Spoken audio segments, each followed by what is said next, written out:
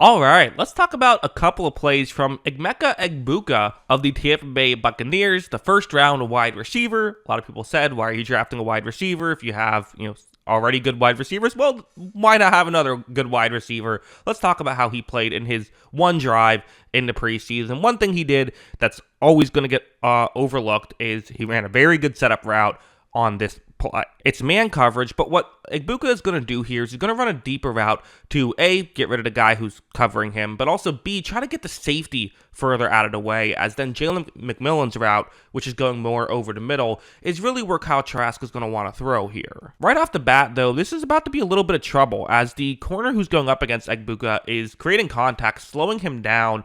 And that's not ideal, right? Because, again, you're trying to clear out the middle of the field. Well, if you get slowed down, then you're going to essentially just do the opposite, where you're going to make there be more traffic over the middle of the field. That's the last thing you want. But watch how he fights really through this, and you can see just how much effort he is showing on a simple setup route in the preseason, right? A lot of guys would not be doing that. I know he had said in an interview that him and Jalen McMillan had gotten along pretty well in practice, so maybe he wants to make sure he helps out his buddy get a nice catch there, and it was a nice catch by McMillan. But nonetheless, it just kind of goes to show, I was like looking at those things. How much hustle are you putting into those little things? You definitely see it right off the bat. Of course, this play was the highlight reel level play, so we could show it. Hey, you make a highlight reel level play, of course it's going to make the film study when you only played one possession.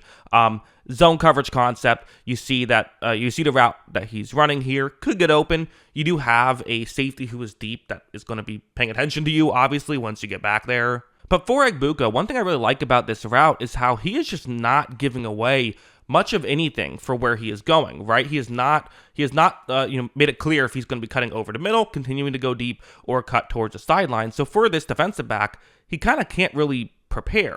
Egbuka cuts, there's definitely some separation. However, ball's taking a little bit longer than you'd like for it to get there. The defensive back has now, gotten in position to where he can try and win this jump ball against Egbuka. Except watch this catch. I mean, that is a nice catch right there. That is a thing of beauty by Egbuka. So, yeah, really good stuff there by him. And again, the route running, fantastic, and also being able to make a tough catch. You can do those two things, you're going to be in the league for a while. One more play, though. So, hey, Tampa Bay, they like to have their receivers do a lot of different things, right?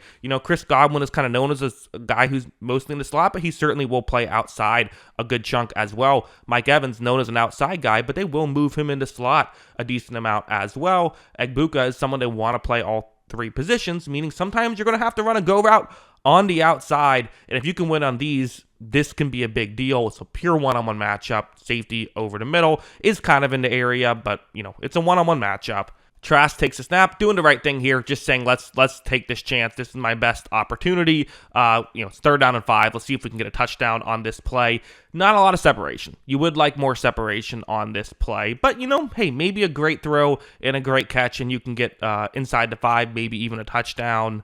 And this actually is a really nice throw, but Egbuka can't quite make the nice catch. That would have been a great play, right? That would have been another highlight reel level play had he been able to pull it off. Certainly not blaming him, but you would have loved to see him make that play. It's like I often compare preseason to you're trying to pass an easy test. Like he's able to get separation on that other play, but it is an easier test because it's preseason. You're either not going up against starters or you're going up against starters who are only playing at 70% speed. So it's an easier test. On this last one, it's almost like there was like a question that's supposed to be at the end of the course that you're taking in the first semester. Would have been awesome if he knew it, but it's not that big of a deal that he didn't. But yeah, that's kind of how I view it. So yeah, that's what I think of his performance in his first preseason game. Let me know. What do you think? Let me know in the comments below.